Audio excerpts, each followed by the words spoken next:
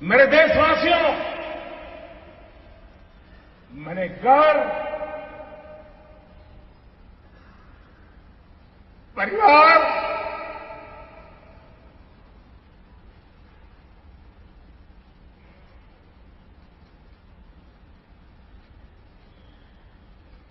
सब कुछ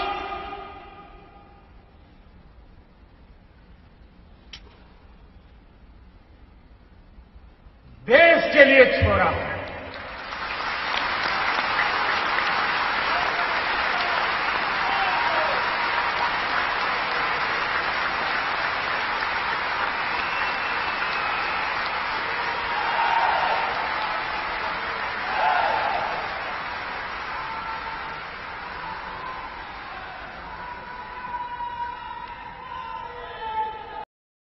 ये vibrant Gujarat global investor summit में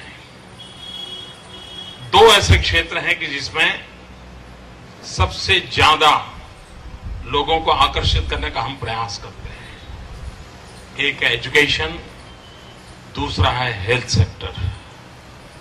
मैं तो इसी वर्ष जो वाइब्रेंट समिट हुआ था, दुनिया के करीब 43 यूनिवर्सिटीज, वर्ल्ड फेम यूनिवर्सिटीज यहां थी और उन्होंने गुजरात के साथ मिलकर के 21st सेंचुरी के लिए किस प्रकार से ह्यूमन रिसोर्स डेवलपमेंट की आवश्यकता है और किस प्रकार के नए एकेडमिक सिलेबस की आवश्यकता है, उस पर बड़ी गंभीरता से सोचा और 23 से अधिक यूनिवर्सिटीज खास गुजरात की यूनिवर्सिटीज एंड प्राइवेट इंस्टीट्यूशंस ने एमओयू किया है।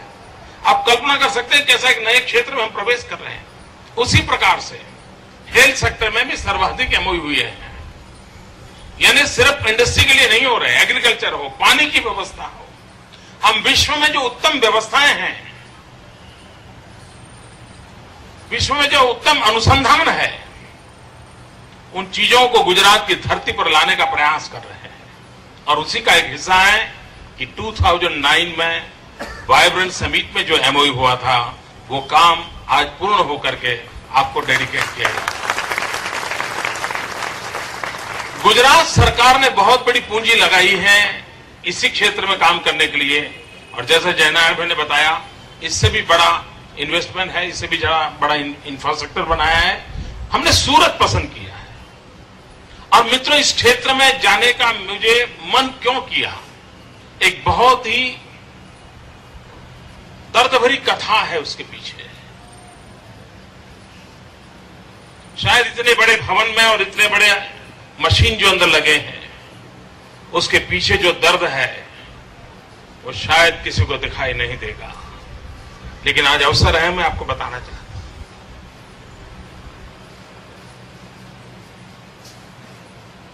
हम गुजरात के लोग हैं, हम 6 करोड़ नागरिक साथ रहते हैं,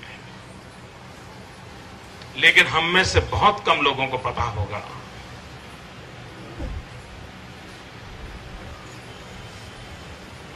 कि हमारे राज्य के ट्राइबल बेल्ट में, उसमें भी साउथ गुजरात का ट्राइबल बेल्ट, डांग, बलसाड़, तापी, नर्मदा, बलसाड़, उमरगांव, इस बेल्ट में ट्राइबल कम्युनिटी में जेनेटिकली सिकल सेल की एक बड़ी भयंकर बीमारी है। दुनिया एचआईवी से तो कांपती है, उसको पता है कि कितना भयंकर है, लेकिन लोगों को मालूम नहीं है सिकल सेल कितना भयानक, उस पीड़ादायक दर्द होता है। मैं बड़े दुख के साथ कहना चाहता हूं, अनेक सरकारें गुजरात में आके गई, ये सिकल सेल मेरी सरकार आने के बाद नहीं आया है।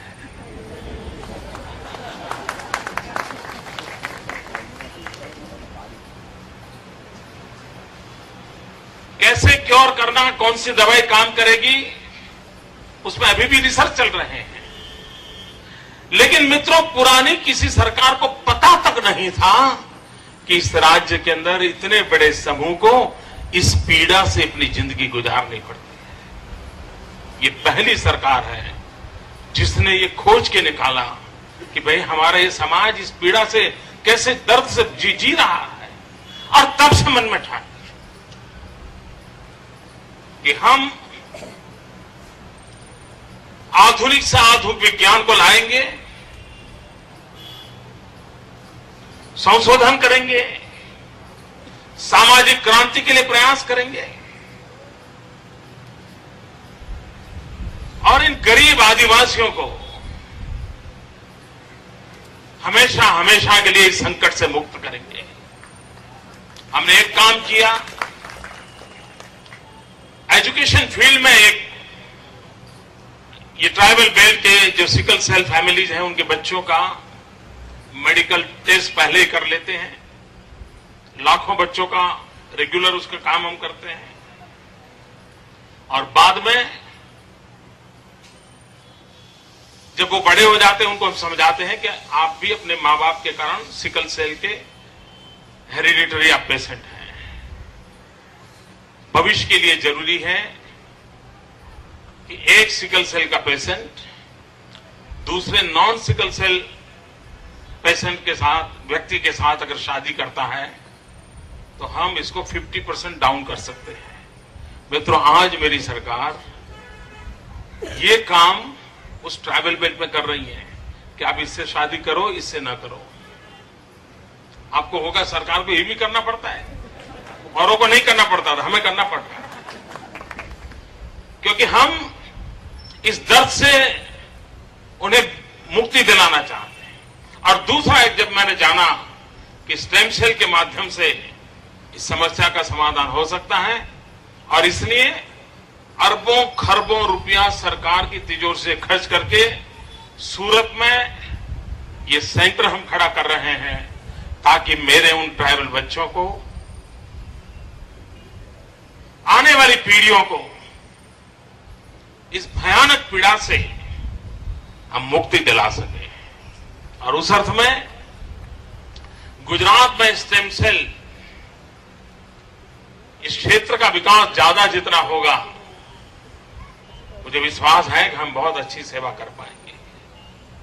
मित्रों, हेल्थ सेक्टर में जिस प्रकार से रिसर्च हो रहे हैं, जिस प्रकार से टेक्नोलॉजी ने अपनी जगह बना ली है और जैसे जैसे ये सुविधाएं बढ़ती हैं तो नागरिक भी अब सुरक्षा को महसूस करता है तो बेपरवाह बन जाता है।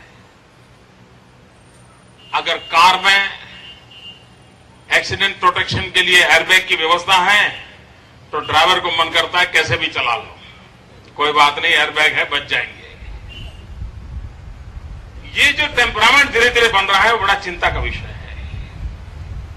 आरोग्य की सुविधाएं कितनी ही क्यों न बढ़े, लेकिन भगवान हमें उस सुविधाओं को लाभ लेने के लिए मजबूर न करें, ये देखना हम लोगों का दायित्व बनता है, एक नागरिक के नाते हमारा दायित्व है। और हम ईश्वर से प्रार्थना करते हैं कि हमारा खुद को संभालने का जो स्वभाव सदियों से हमें विरासत में मिला है उसको हम ध्यान दें। मित्रों, एक मैं चाहता हूं स्टेम सेल के माध्यम से एक काम अगर हम रिसर्च करके करें, युद्ध के अंदर या आतंकवादियों के हाथों से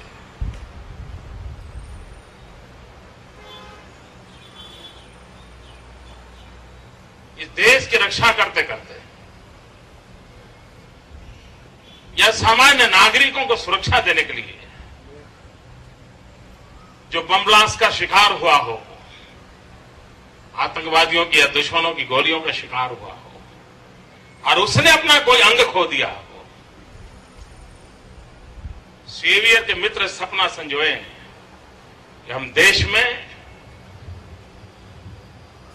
कहीं से शुरू करके इस स्टेम सेल ट्रीटमेंट के माध्यम से उसको वो अंग लौटा देंगे, उसको हम पूरा जैसा था वैसा बना के छोड़ रखेंगे। टेक्नोलॉजी अवेलेबल है, ये सब संभव है। उसका हाथ कट गया होगा, नया हाथ ग्रो कर सकता है। आइए दोस्तों, हम इस चैलेंज को उठाएं और देश के सुरक्षा के जवानों को, आतंकवादियों के साथ दिन रात लड़ने वाले जवानों को नई जिंदगी देने का काम इस अस्पताल के लैब में हम करें और देश की बहुत बड़ी सेवा करें। इस शुभकामनाओं के साथ आप सबको बहुत बहुत धन्यवाद।